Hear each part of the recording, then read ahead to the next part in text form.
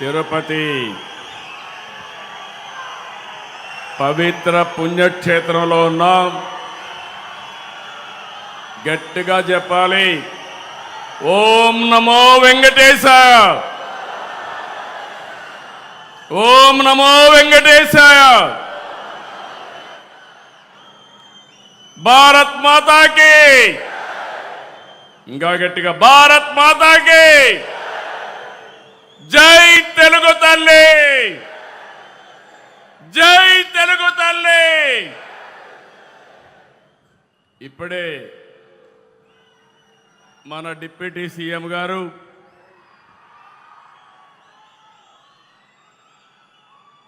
జనసేన అధినేత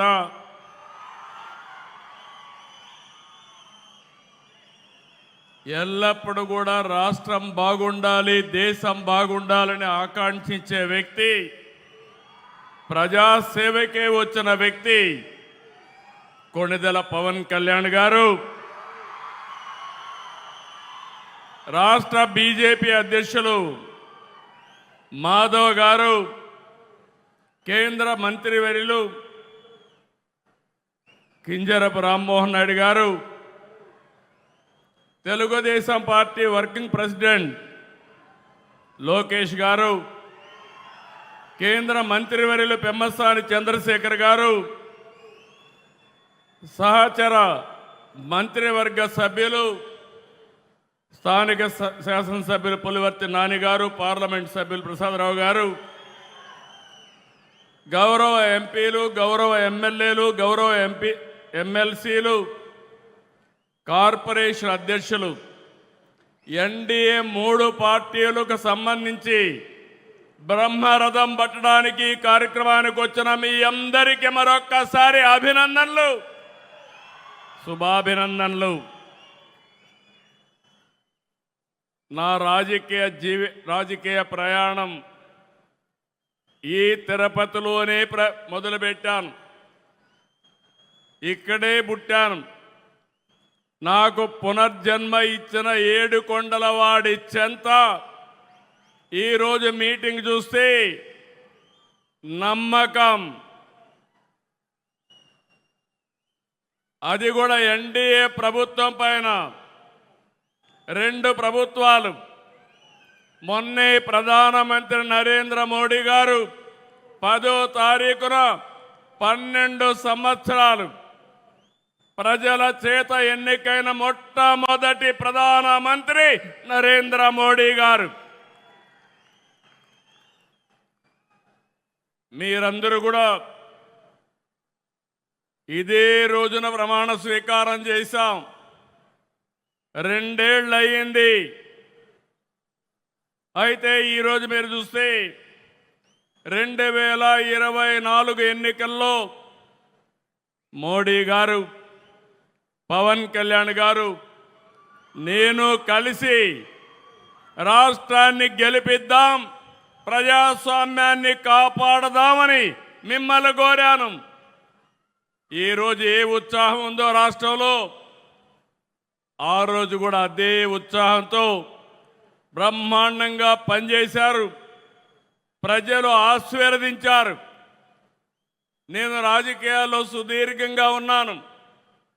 57% vote share, 94% సీట్లు ఇచ్చిన ఘనత ఆంధ్రదేశ ప్రజానీకేనదని మరొక్కసారి విజ్ఞప్తి చేస్తున్నాను. మనమందరం కూడా గతాన్ని ఒక్కసారి గుర్తు చేసుకోవాలి. 14-19 ఎక్కడ చూసినా చీకటి, ప్రజాస్వామ్య పోకడలు లేవు. ఇంకో పక్కన 2014లో విభజన వల్ల కొంత నష్టపోయాం. 19-24 విధ్వంసమైంది. దీనివల్ల అన్ని రంగాల్లో సంక్షోభం, వ్యవస్థలు నిర్వీర్యం. 2019లో ప్రజావేదిక కూల్చివేతతో మొదలైన విధ్వంస పాలన 10 లక్షల కోట్ల నరేంద్ర మోడీ గారు అభివృద్ధి సంక్షేమం సుపరిపాలన మనకు అందిస్తే ఈ 5 సంవత్సరాలు దాన్ని అందిపుచ్చుకోకుండా కడాన మీరు చూస్తే కేంద్ర పథకాలను పక్కన పడేశారు, సాగునీటి ప్రాజెక్టులను పాడుపెట్టారు. ఎంత దారుణం అంటే ఇన్వెస్టర్స్ ని వేధించి వెంటాడి తరిమేశారు, యువత భవిష్యత్తు పైన దెబ్బకొట్టారు. ఆ రోజు కేంద్రం ఇంటింటికి ట్యాప్ వాటర్ ఇవ్వాలని 27,000 కోట్ల రూపాయలు ప్రాజెక్టు శాంక్షన్ చేస్తే 40% గ్రాంట్ ఇస్తే దాన్ని కూడా ఉపయోగించుకోలేదు. దీంతో కేంద్రం అన్ని పథకాలు నిలిపేసింది. అలాంటి చీకటి పాలన నుంచి మీ అందరినీ చూశాం. 3 పార్టీలు పోరాడాం, విడివిడిగా పోరాడాం. ఆ రోజు పోరాడితే మన వాళ్ళందరిపైన ఎక్కడికక్కడ కేసులు పెట్టారు, కొంతమందిని అందరినీ జైల్లో పెట్టారు. ఈ మీటింగ్ లో నేను చూస్తున్నాను, ఎంతో మంది బాధితులు ఉన్నారు, అరాచకాలు జరిగాయి. ఆ చీకటి పాలనను తీల్చుకొని ఈరోజు మనందరం కూడా ప్రజాపాలన వచ్చింది.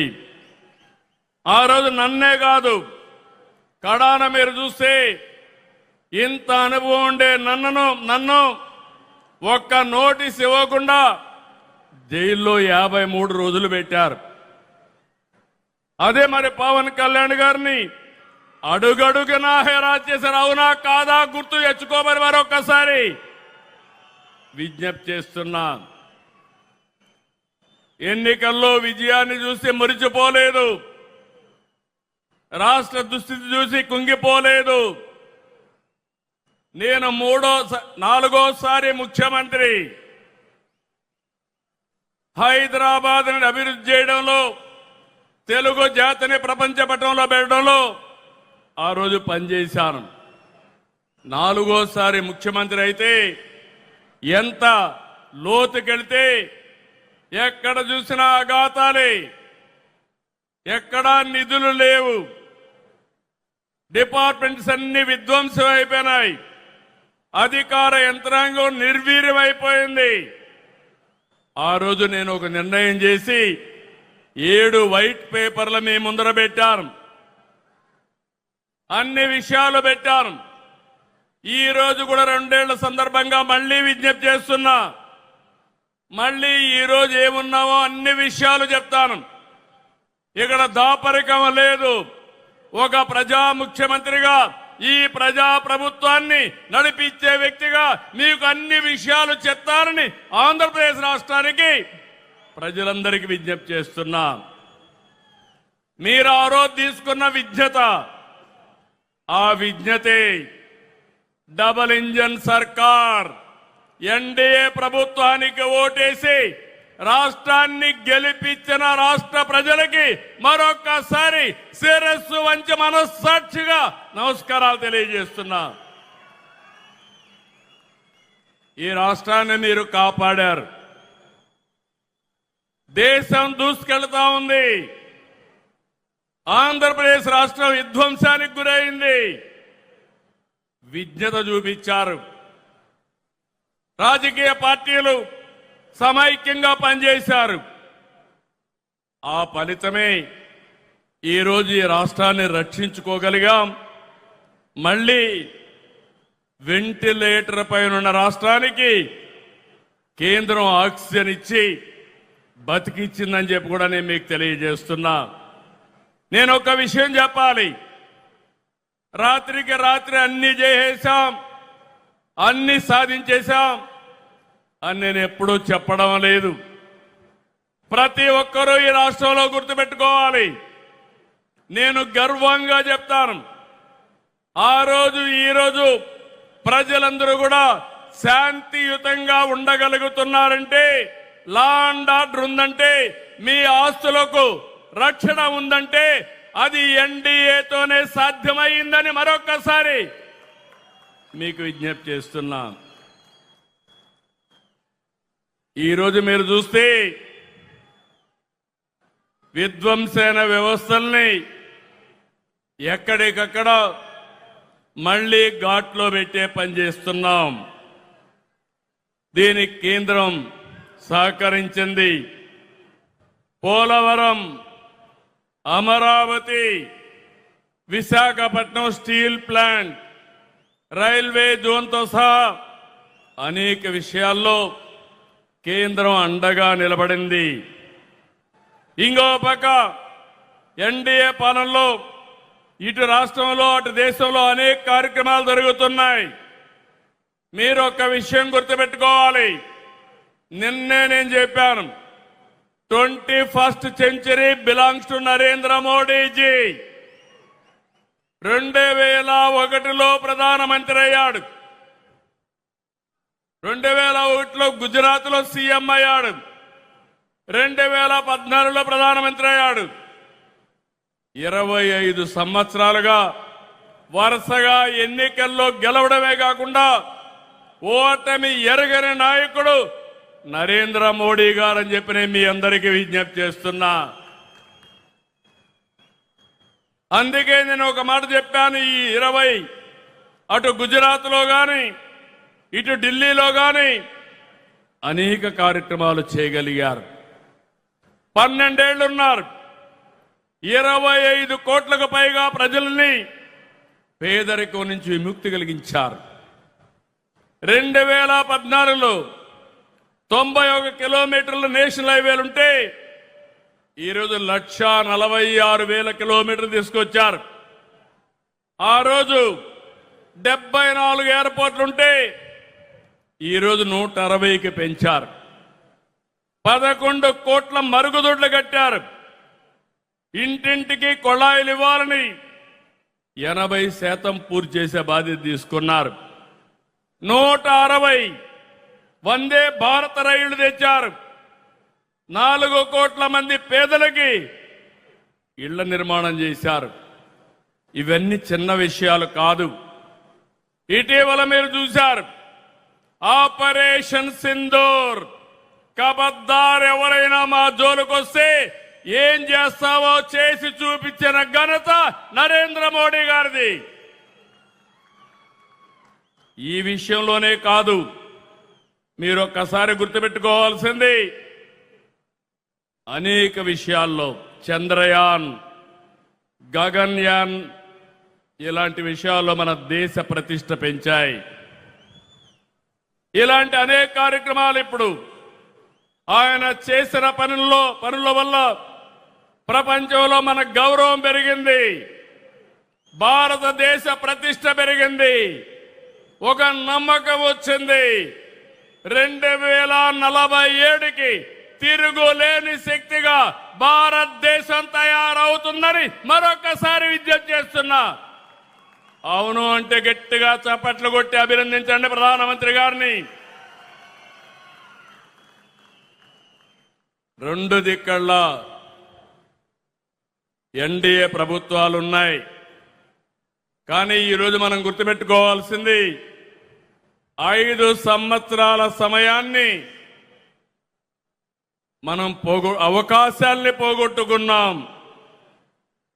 మళ్ళీ విధ్వంసం నుంచి ప్రారంభించాం. ఒక్కొక్క అడుగే ముందుకేస్తున్నాం.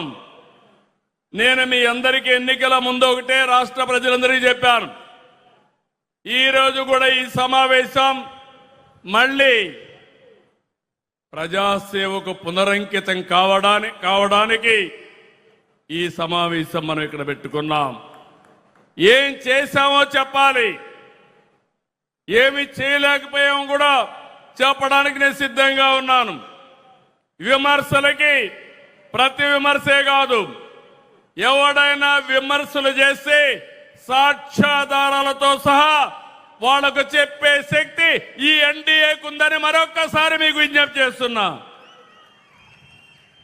ఆ రోజు సంక్షేమం, అభివృద్ధి, సుపరిపాలన ఈ 3 విషయాలు సమర్థవంతంగా చేస్తామని చెప్పాం. ఎన్ని కష్టాలున్నా, ఎన్ని ఆర్థిక ఇబ్బందులున్నా మనం చెప్పినది ఎలక్షన్ మేనిఫెస్టోలో గుర్తుపెట్టుకున్నాం. ఎన్టీఆర్ భరోసా దేశంలోనే అతిపెద్ద సంక్షేమ కార్యక్రమం.